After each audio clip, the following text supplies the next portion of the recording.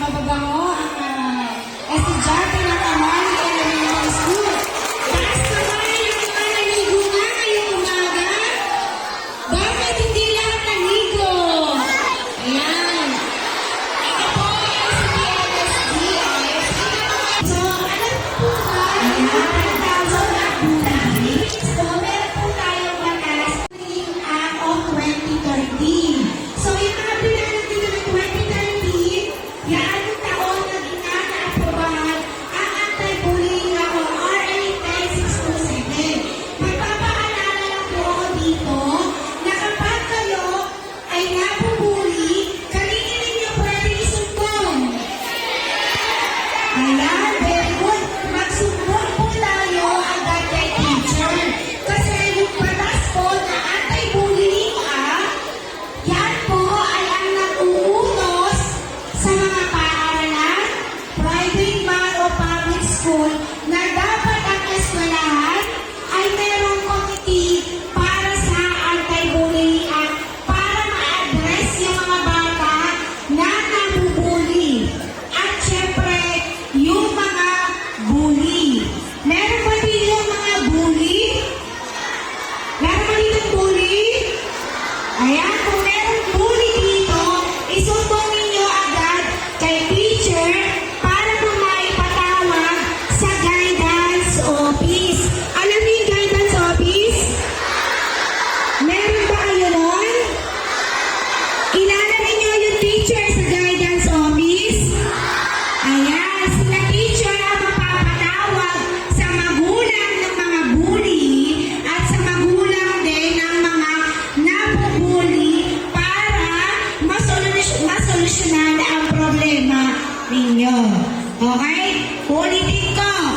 Ano uli ang gagawin kapag nabully?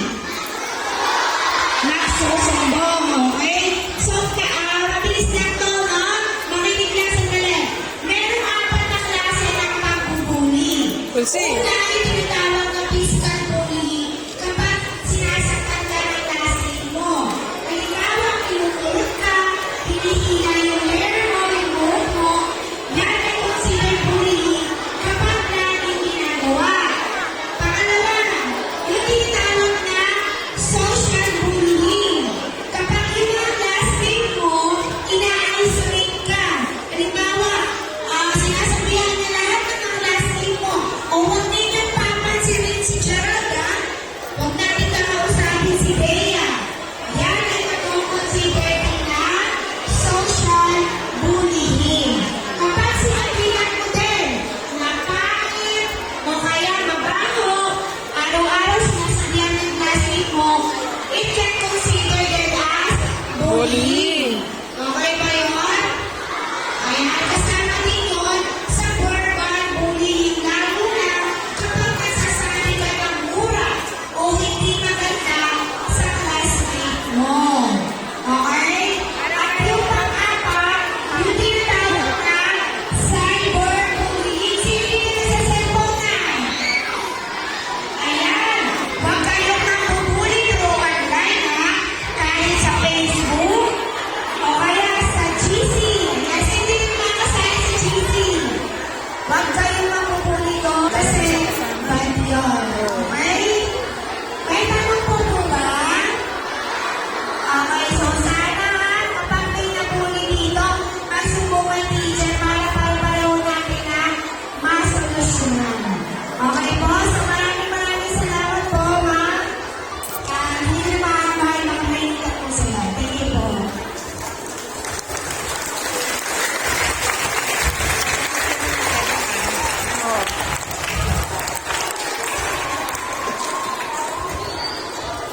Ayan, bakit may naririnig akong sumisipol? Sino po ulit yung nagsalita?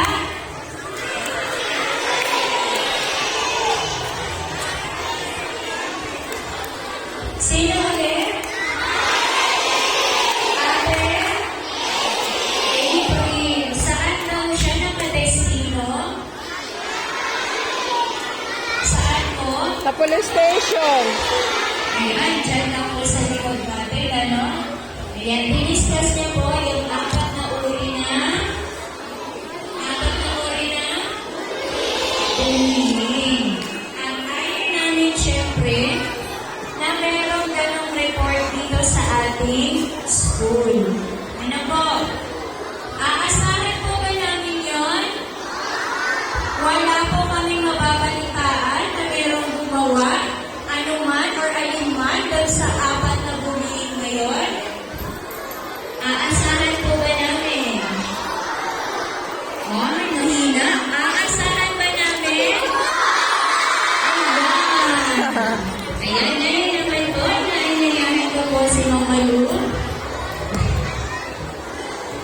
para po sa ibang impormasyon na pwede niyang maibigay sa atin.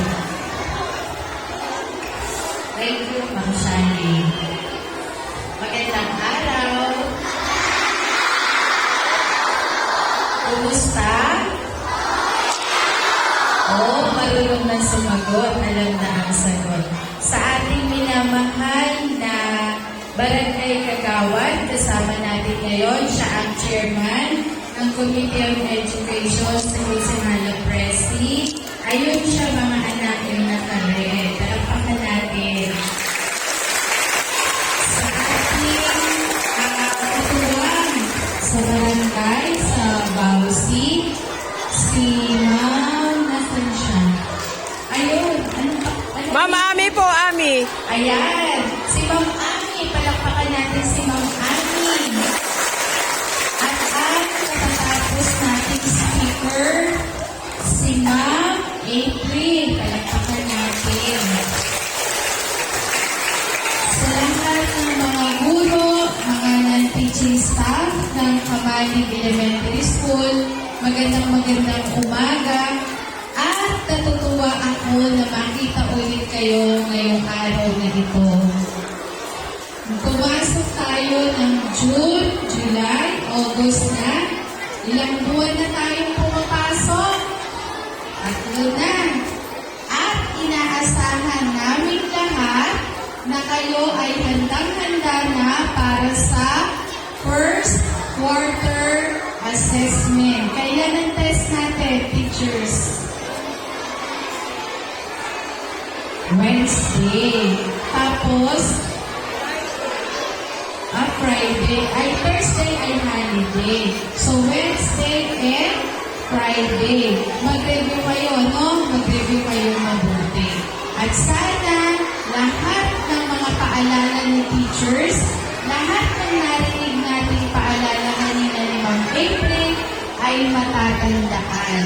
Walang bullying sa Kamalig Elementary School. Naintindihan po? Pagod na ang mga bagets, kaya papasok na silang lahat. Sa ating lahat, magandang umaga. Maraming salamat po. Thank you po. Thank you po, Ma'am Mayu. Walang bullying sa dahil sa Kamalig.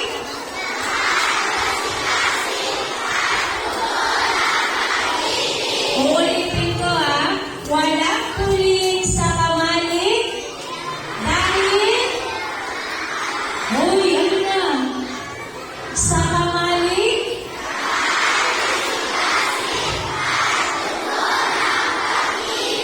ayan, huwag kakalimutan ng tagline natin. Ayan po. Okay po, thank you.